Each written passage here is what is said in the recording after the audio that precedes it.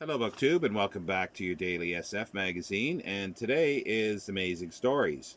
This is the May 1964 issue, and it is the American issue, despite the rubber stamp with the UK price on it. Now, let's go back in time to 1926, when the first issue of Amazing Story appeared, and that was dated April 1926. It was on the newsstands in March, and this was the brainchild of Hugo Gernsback. He was an immigrant to the United States, and he had previous magazines and concurrent magazines on electronics and radio. But he thought that through science fiction you could educate science. So that was part of the basis for this.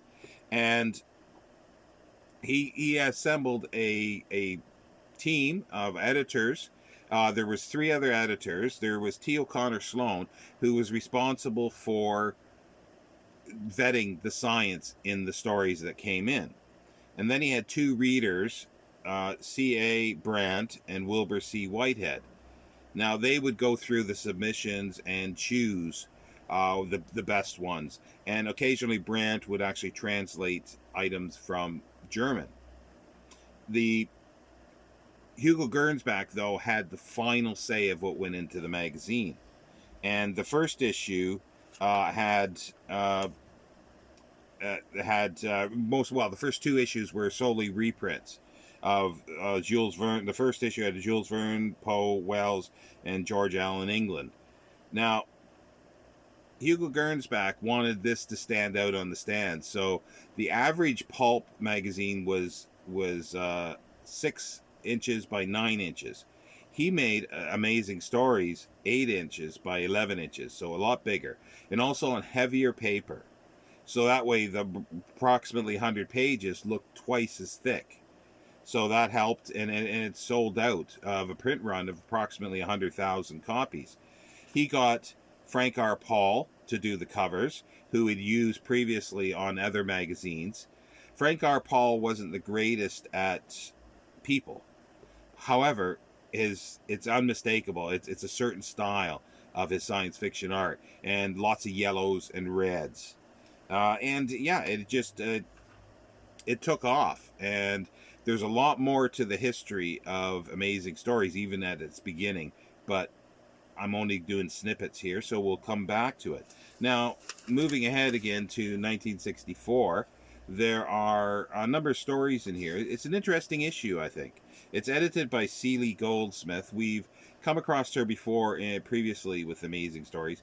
I think she warrants a sort of video by herself, and I was thinking, maybe with Kate Tarrant from Astounding. Conceivably, you could do quite a big thing of women editors in science fiction, but we'll see. Now, the short stories are Boiling Point by Lester Del Rey. And Lester Del Rey is, well, I don't need to explain too much about him, but he was an editor and writer as well. He edited the Del Rey books that were science fiction. There's really great stuff. Him and his wife Judy Lynn, second wife Judy Lynn Del Rey, and his fiction I've enjoyed. I've read a good part of it. However, I do like some of his nonfiction. Here's a book here that's sort of a 50-year history of science fiction, because he was right there at the beginning pretty well. In the 30s, definitely. He was a good friend of Isaac Asimov as well. This is The World of Science Fiction, A History of the Subculture. And it's a very good book. Now, what else do we got here? We have, the story is Boiling Point by Lester Del Rey. And then there's Cordwainer Smith with The Crime and the Glory of Commander Sudsdal. I had to write this down because I always screw up. Cordwainer Smith was a pseudonym. His real name was Paul Myron Anthony Linebarger, if I'm pronouncing that correctly. And he was a prolific writer. Well, quite prolific anyway. A lot of material. He died in 1966, so not long after, a couple years after this magazine came out.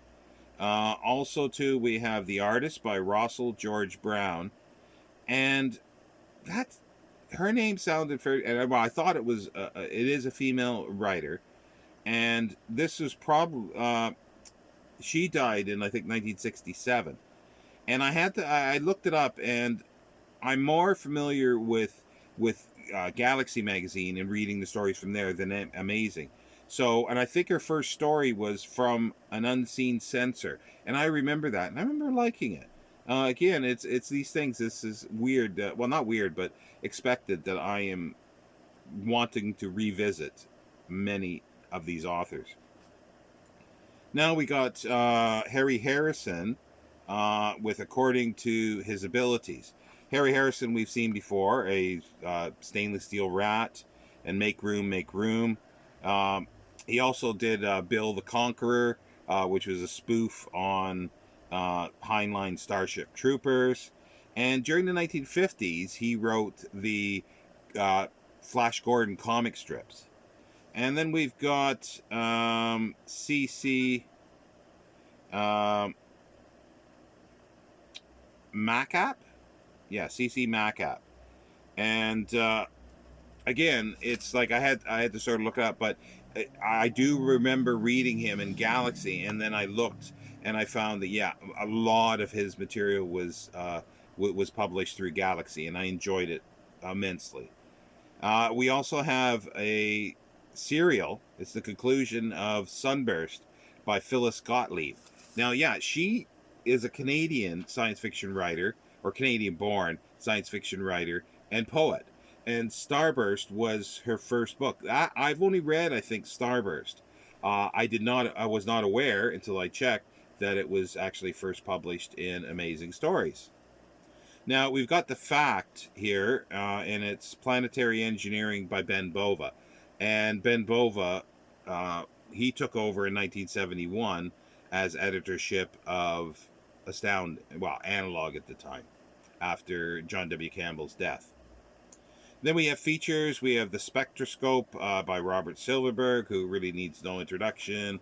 A list as long as your arm, and if your arm was a mile long, it wouldn't even fill it. He wrote tons of stuff, you name it, in genres, erotica, everything.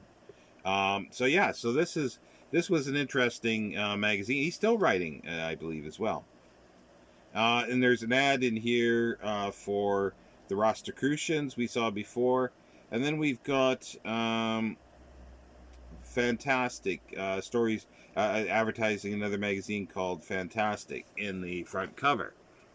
On the back, we've got sort of classified, not classified, but ads to buy Amazing Science buys on the back, which was typical, the type of thing that was in comics as well. In glasses you could see through things with, that type of schlock. But yeah, so there it is. There's your science fiction magazine for the day. Thank you, BookTube.